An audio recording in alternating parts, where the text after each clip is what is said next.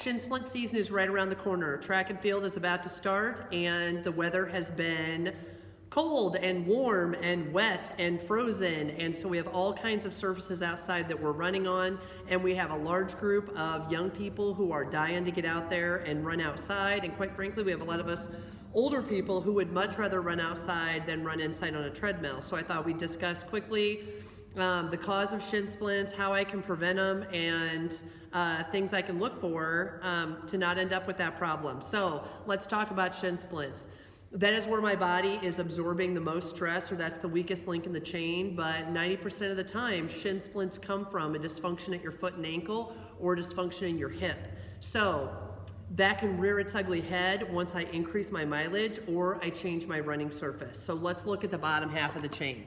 Here is my foot. Okay, my foot and ankle need to be able to absorb shock. If they cannot, it puts more stress up the chain, and I can end up with shin splints or stress fractures. I can end up with knee pain. I can end up with hip pain. So if we look at the foot itself, I need to be able to move at my mid-tarsal joint or the arch of my foot.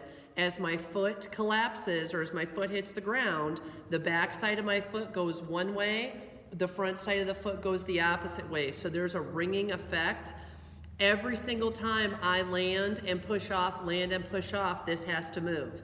The other thing that has to be able to move is my shin bone, my actual tibia, has to glide on my foot. So as my foot collapses and that shin bone glides, I absorb shock. Not only do I absorb shock, but that motion turns on my hip, helps me explode so I can be an efficient runner. We lose some of this over the winter when we're running on a treadmill, because the treadmill, the belt moves for me. So I don't have to absorb all of my body weight. My stride length is different in a treadmill, so my landing pattern is different, so that can make a difference on how well this foot moves. It also can change based on the shoes we wear. If we transition to more boots and more solid shoes, that restricts the amount of ankle motion I have. If I'm spending a lot of time at work and I'm in high heels, that changes the shape and the ability of my mid-tarsal joint to move. So just changing running surfaces and footwear can make a big difference in the mobility of the bottom half of the chain. We can also look at injuries we potentially got over the winter season. So our runners play basketball. If you have sprained an ankle, if you have tweaked a knee, your foot and ankle stiffen up in response to protect those things. If we don't regain that mobility, your potential for shin splints and stress fractures is higher. So let's move up the chain. The other side of that stress relief and shock absorption chain is your hip. And so your hip has a huge impact on your ability to shock absorb, and 90% of the stress fractures and shin splints I see come from a dysfunction up high. If we look at your pelvis and we look at your femur, okay, this is how I'm put together.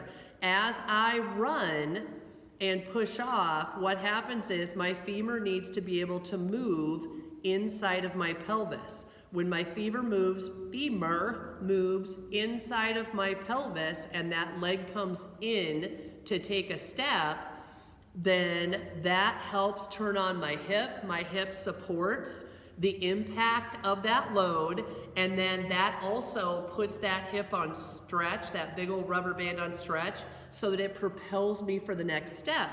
If we look at common causes for shin splints, we'll see a big old lateral hip restriction, or we'll see a lot of hip weakness. This can come from positions we put our body in the most. So when I sit, we tend to sit and our feet or our knees are wide, and so this can get shorter.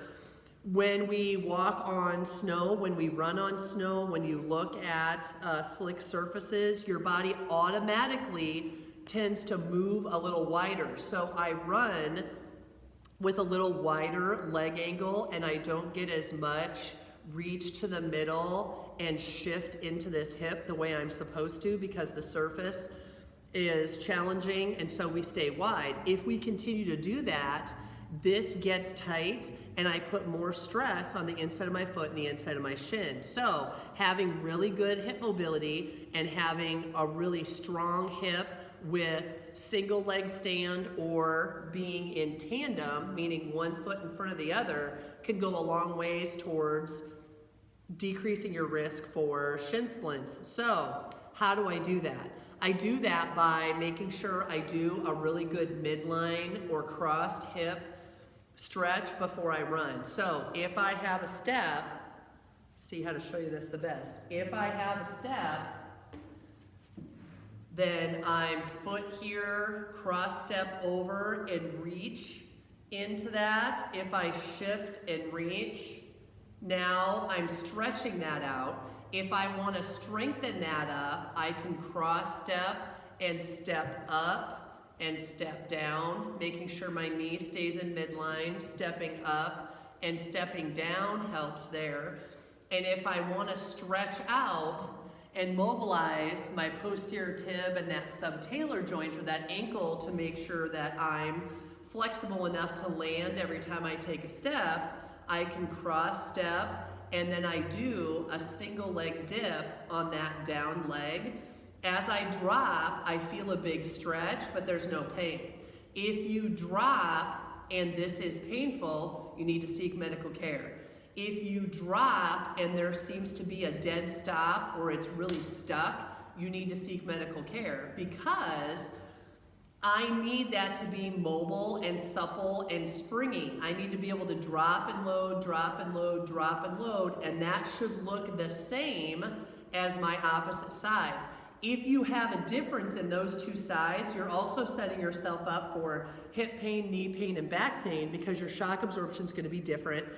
And you're going to be inefficient with your push-off. So your stride length's not going to be as good, your endurance isn't going to be as good, your power isn't going to be as good. That's a lot of stuff that you can learn just by crossing a foot over and doing a single leg dip. So if I am a track coach that wants to prevent shin splints, I would do this stuff to start my season and make sure we're really good at it.